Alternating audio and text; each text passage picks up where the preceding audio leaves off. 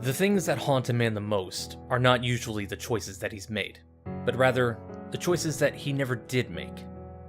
I've lived through some of the worst hells that you could ever imagine. 9,490 of them, to be exact. Every night when I lay down to sleep, I find myself praying for the same thing: sleep with the absence of dreams.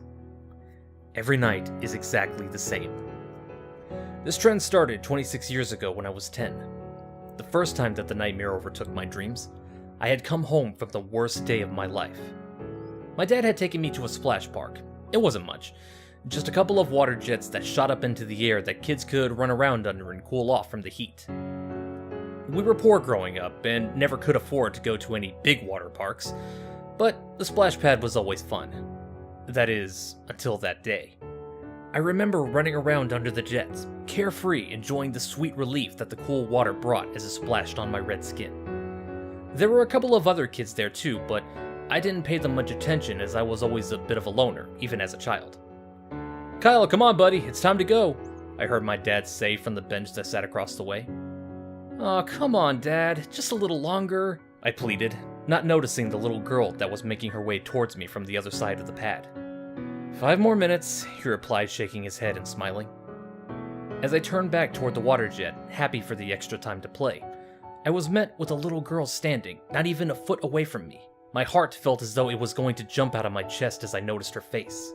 It looked decayed.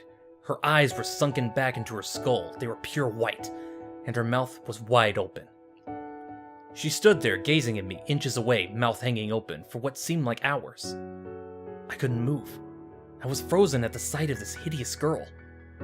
After a while of this, I finally regained my ability to speak and said in a shaky voice, "Hi, I'm Kyle. What's your name?" The girl turned her head to the side, like a dog does when he's trying to understand what you're saying to him. She let out a long gasp in response. Her breath hit my face. It smelled like smoke and burnt hair. It wasn't until I stopped choking that I had realized that she had burns all over her arms and legs. Long singe marks going up to the sides from foot to waist. The skin was hanging off from several places. I turned in fear back toward my dad, hoping that he would see the girl and come rescue me. But he was chatting with another kid's mom on the bench, not even looking in my direction. As I turned back to face the little girl, she was gone. I ran hard and fast to where my dad was sitting. "Hey buddy, you finally ready to go?" he said, smiling. But his facial expression quickly changed as I got close to him. "What's wrong? What happened?" he asked, concern now mixed into his tone. "The girl over by the pad," I replied through heavy breaths. "She's hurt or burned, I don't know." Looking over my shoulder to the pad, my dad asked, "What girl? I don't see anyone, Kyle." "Let's go home. I think you've had too much sun today." I didn't argue. Maybe I had just imagined it. We walked back to the car. Dad was talking to me, but I didn't hear anything he was saying. I was too preoccupied looking over my shoulder, back toward the pad, searching for the little girl. My dad basically had to push me back to keep me from walking straight into the car door as he held it open for me. "Whoa, champ, watch where you're going. I can't afford a hospital visit if you bust your noggin open on the car door. We'll come back to play another day, I promise." The car ride home seemed much longer than usual. My mind was still thinking about the little girl. Where had she come from? Surely her parents would be looking for her to get her wounds patched up. As my dad and I pulled into the driveway, I could see my mom coming out to greet us. "He's a little shook up. Too much sun, I think. Better get him inside and cool him off," I could hear my dad tell her after their usual welcome home kiss and hug. After we ate dinner, Mom came up to my room as I was getting ready for bed. She closed the door, which was strange considering she normally came in, picked up my dirty clothes, and gave me a hug and kiss goodnight. There was something strange about her facial expression. Something different about her tone of voice as she said, "Your dad told me about the splash pad. What did you see?" A little reluctantly, I recounted the events, not leaving out any detail. Mom just sat on my bed listening, her new expression never changing as I concluded the story. "There's something you need to know, Kyle, but this stays between you and me.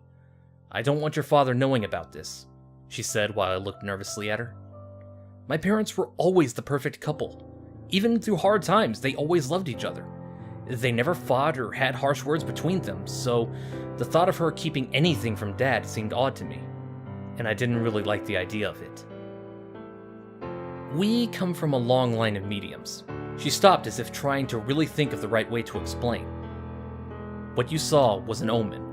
Not a particularly bad one, since the girl didn't touch you and she disappeared. Still, you need to be aware of a few things. Her eyes started to water as she continued. These kind of omens are never good. In this case, I believe that the little girl was killed in a fire, and she came to you because you're like a magnet to the spirits that still walk the earth. I didn't know what to say. I had no idea what she was talking about. I thought that ghosts were just make-believe, and now she's telling me that I attract them? Finally, after staring at her for a while in disbelief, I asked, "Are you a medium?"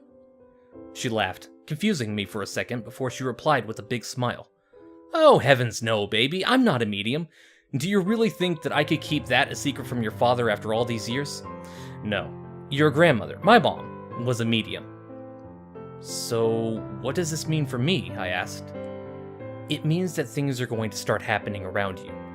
Lights flickering, shadows in your room moving at night, waking up to voices talking to you, premonitions and dreams." There it was. Dreams. The very thing that would plague me every night for the next 26 years.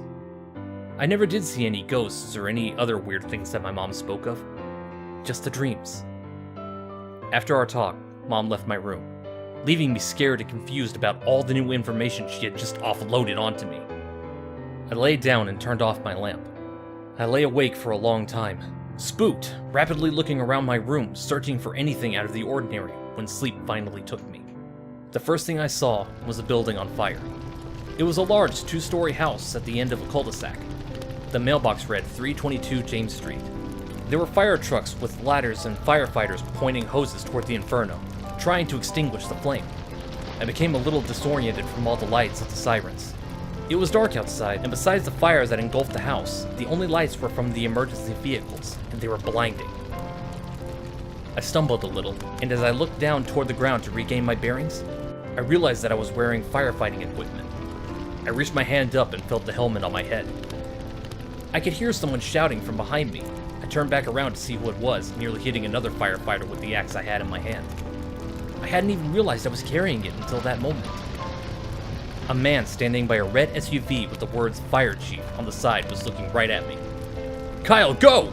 he shouted, pointing at the blazing house. I didn't know what I was doing, but at the same time, it felt like I had done this before, 100 times over. I turned back to the house, running full speed toward the flames. Even with my protective gear on, I could feel the extreme heat radiating from the blaze. I then heard someone's voice come over the radio. "Parents say there's a little girl trapped in the second-story bedroom." Without hesitation, I responded, 10-4. I'm making entry now. Keep on my 6 and stay sharp. Watch for falling debris. This kid is not dying on my watch. Me and 2 other firefighters made our way into the house. The black smoke that billowed in front of me almost blacked out the hallway we were traveling down. I could hardly see 10 feet ahead. We pushed forward with the hose slung over our shoulders. "There's the stairs," I yelled, pointing to my right as we continued down the hallway. The stairs were not yet on fire, save for a few burning embers that had fallen from the top floor. I made my way up, tapping on each step to make sure they were stable.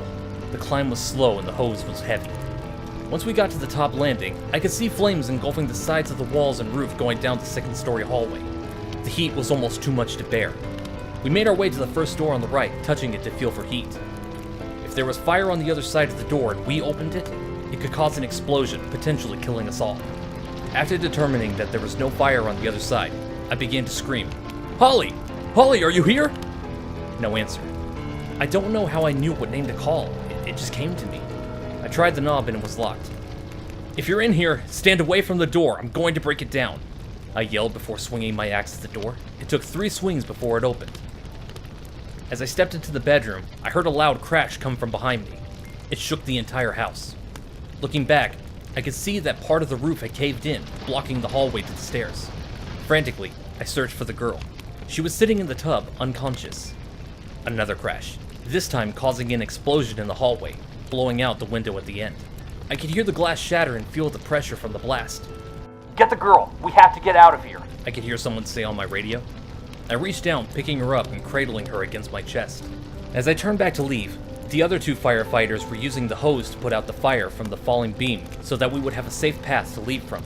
Slowly, testing every step, we made our way back down the hallway, the flames becoming more violent and the heat growing more intense with each passing second. Just as I made it to the stairs, one of the other firefighters pushed past, almost knocking me off my feet as he ran by, flying down the stairs in fear. "Fuck!" I cursed as I slammed into the wall, flinging the legs of the little girl into the fire. I could hear her skin sizzle in the flames. As I began to regain my balance, I saw why the other men had fled. The main beam in the roof was falling right toward me. With a loud crash, it pinned me to the ground, causing me to drop the little girl.